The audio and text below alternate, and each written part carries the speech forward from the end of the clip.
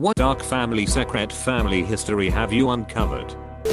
We found a picture of two great aunts arm in arm with Hitler. We also have a signed photograph of Mussolini.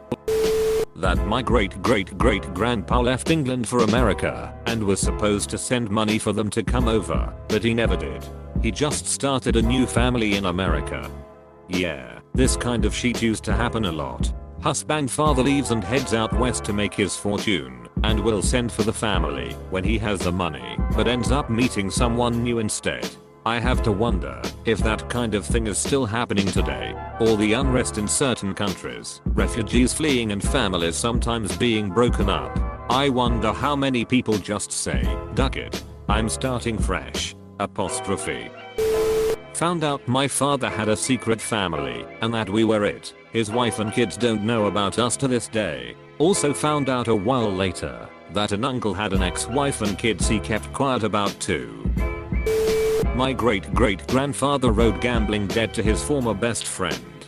Apparently after a night of gambling in which my ancestor somehow ducked over his best friend, a firefight erupted at my grandfather's house. His best friend pulled a shotgun on him, but missed and hit his own wife who was at my grandfather's house visiting with my grandfather's wife. My grandfather was hit in the neck by a single buckshot pellet that forever stayed lodged in the side of the neck. Several months later, my great-great-grandfather disappeared. After a manhunt, a body was found, cut in three on the railroad tracks. The head was missing, but whoever found the body brought back the 6-gun and whiskey flask off of the body, and my great-great-grandmother confirmed them to be her husband's. Now, for the big twist. Apparently, it was rumored that my grandfather had another family in a different state, that he would disappear too often for long periods of time. The head of the body on the tracks was never found. Family legend has it that my ancestor killed a man and planted his own personal items on the body and did away with the head of the body. Now his debts and blood feud were covered and he could forever live with his other family. R.I.P. great-great-grandpa Charles, you sheetbag. There are two killers on my dad's side of the family. One murdered his wife, the other was a female serial killer, Aileen Wuornos. A movie was made about her, Monster, and she was my dad's cousin's child. Never met either one though. Whoa, Aileen Wuornos? That is some serious infamous serial killer relative. I have watched many documentaries and read many news and historical articles about Aileen Wuornos over the years. Honestly, I feel sorry for her, not absolving her of the crime she committed. Sorry this is intrusive, but I can't help myself. I'm so curious. Does your father have any memories of her or her mother? She was being abused. Did the family appear normal and happy, or could he sense something wasn't right there? I honestly have a sense of compassion and pity for her because she was produced by environment to end up where she did. I honestly believe that she was not born with some serial killer gene, predestined to be a violent murderer. Sad waste of life all around. And that includes hers. Thanks for posting. Have a second cousin that murdered his siblings and parents for insurance money. He didn't get away with it, but only spent around 20 years in prison. He's out now, but no one talks about him or will speak to him.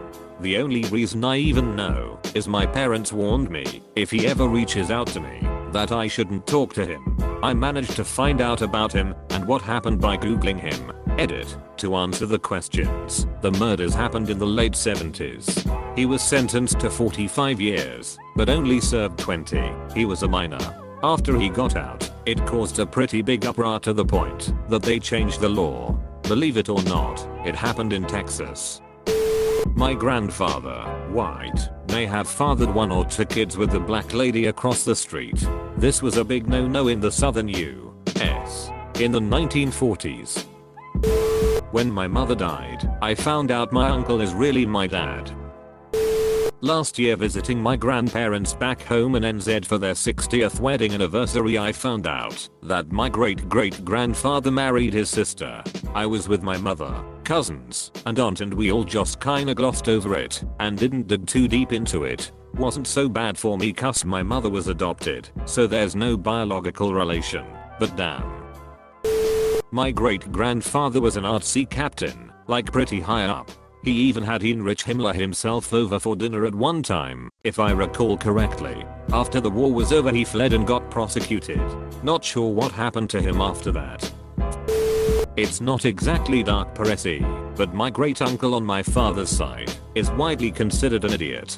So my dad's family are very recent immigrants from Italy, and I guess my great uncle decided he wanted to visit his homeland. He was born there, but raised in America. The problem was he apparently was completely oblivious to what was going on in the world, because he went to Italy in 1938.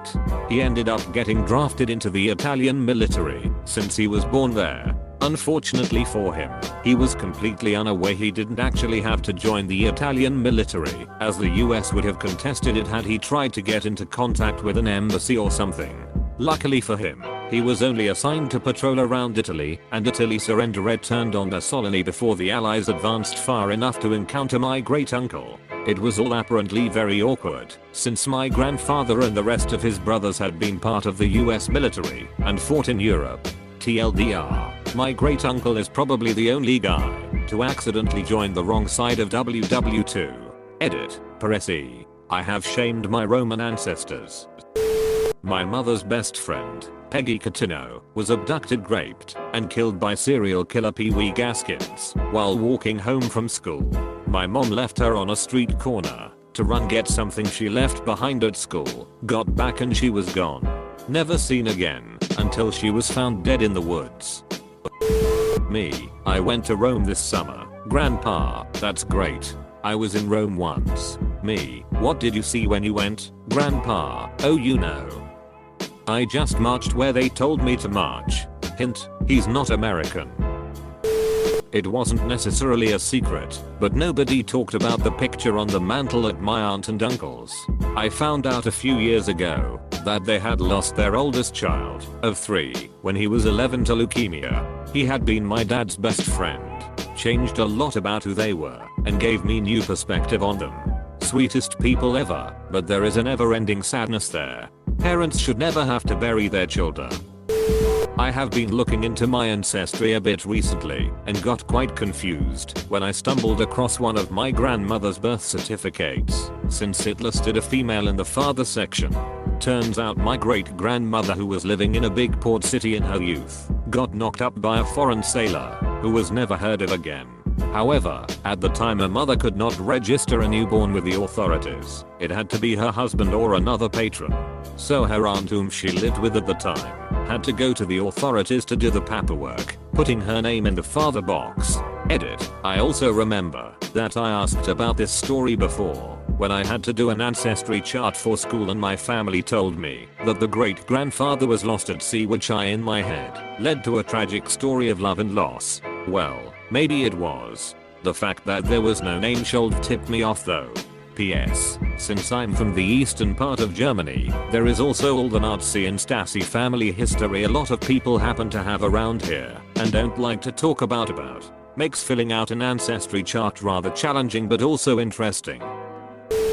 Family members told us the story that my uncle's wife died in a car accident they were both involved in. They live out of state. After he was arrested, we found out that the accident was him running his convertible under a semi-truck and decapitating her on purpose. There's a long line of abuse in my family on my dad's side. I don't know all the details, but from what I gathered, my great-grandpa was possibly sexually abusive to my dad. He was also abusive toward his wife and daughter, my grandma. No one talks about it directly, since he died several years ago. There is just a lingering tone of disgust when discussing my great-grandfather. Also, my happy-go-lucky grandfather, who is a sweet man now, was definitely abusive towards my dad. Unfortunately, this led to my dad being horribly ducked up and abusive towards my mom. Thankfully never to my sister and I. He wanted to stop the cycle of abusing children, but it just didn't translate to his spouse. My mom eventually divorced his ass. He got therapy and is doing much better. I refuse to perpetuate the cycle. It's not easy, and I have anger issues too. But there's no way in hell I will letting my son have a childhood like his predecessors. My great uncle stole a train while drunk. Great Gramps was an artsy, Took me a while to know for sure, but see either that or he owned an uncomfortable amount of Nazi memorabilia while alive. My mother left her sister to die in an apartment when she should have taken her to the hospital for gastric bleeding or something to that effect. Mom still doesn't understand why she wasn't invited to the funeral services for her parents. She's a classic narcissistic money-sucking whore. Grandfather may have been a war criminal. He was born in the UK to a German family and spent half his childhood in Germany. For the rest of his life he would be able to fool Germans that he was one of them and then snap back into Yorkshire English equally convincingly. He wouldn't tell us too much about the war. We knew he was a special weapons expert and was regularly recalled by the army to consult well into the 1980s, but some of the stories he told read like excerpts from the film Inglourious Bastards.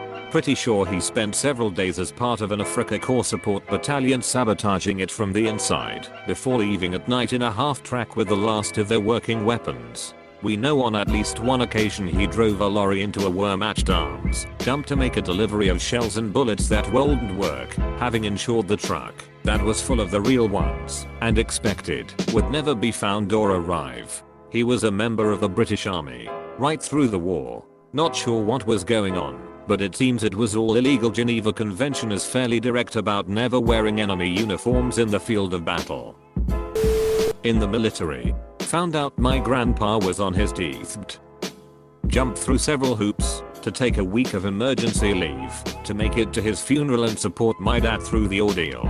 Spent the week helping the family out. 2 days before the funeral, I found out that my grandpa was a raging pedophile who had sexually assaulted several of my cousins and attempted to assault my sister.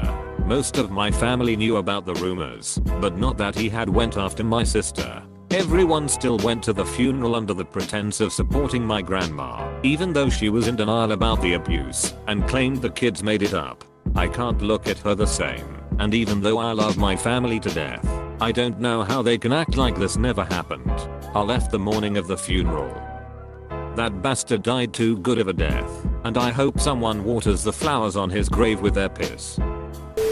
My great aunt and uncle were the sweetest people imaginable. When I was growing up they lived 4 houses down, so I used to go around to their house a lot after school. My uncle Jimmy used to play dollars and tea party with me. I have very fond memories of them. When my uncle Jimmy died I remember all these very professional looking old men at his funeral, surrounded by what looked like to me security guards. My mum casually mentioned to me many years later that my uncle Jimmy was an old-fashioned English gangster. He did time for robbery and sex trafficking. He was also accused of murdering 4 people, but there wasn't enough evidence to prosecute. I was gobsmacked. Additional to this, my lovely auntie Diane, his wife, was the madam at one of his brothels and recruited his 6 slaves. She had also done time. I put 2 and 2 together and realized those men at his funeral were old gangsters. It really messed me up.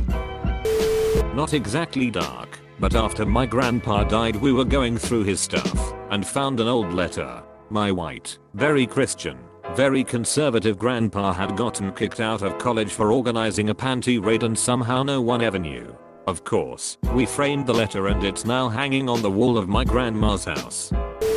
My great grandmother was a dirty Irish scamming whore. Sorry nanny. In WW2 she used to scam multiple American and British soldiers who would come to Liverpool to be sent to the European front all at once into marrying her, then collect a percentage of their pay and pawn any jewelry she was if she was a queen of dependence. My ancestors are from North India. Before the Indian partition, we were spread out all over Pakistan, Himachal, Kashmir, etc. I have 118 second cousins on my dad's side. He has 55 cousins. I only have 16 second cousins on my mom's side. I found out the reason that we had so few cousins on my mom's side is that all of my grandmother's family was massacred during partition. They lived in what is now Pakistan and didn't get across the border in time. She refuses to tell us how she escaped or how she ended up in India. She found her elder brother that lived in Himachal also had some family. On my maternal grandfather's side, a lot of his cousins died from disease. Also, I'm pretty sure that one of my great aunts was a Muslim who was forced into marriage as some form of vengeance. People in my grandfather's family were also killed during partition. There is a lot of blood on both sides. We live in the States now, but I'm still fascinated by these stories. If you are older than 35, you were alive the last time a lynching tree was used. Edit. Everyone keeps asking me, so here's the story. In the 80s, a mentally unstable migrant worker attacked and raped a local handicapped girl. Vigilante mob found out about it, caught the guy, beat him senseless, dragged him behind a pickup truck, and finally strung him up in a well-known oak tree on our plantation. They say none of my family was involved, but IDK. We had relatives in the clan. The law supposedly got involved, but everything was soon forgotten, swept under the rug.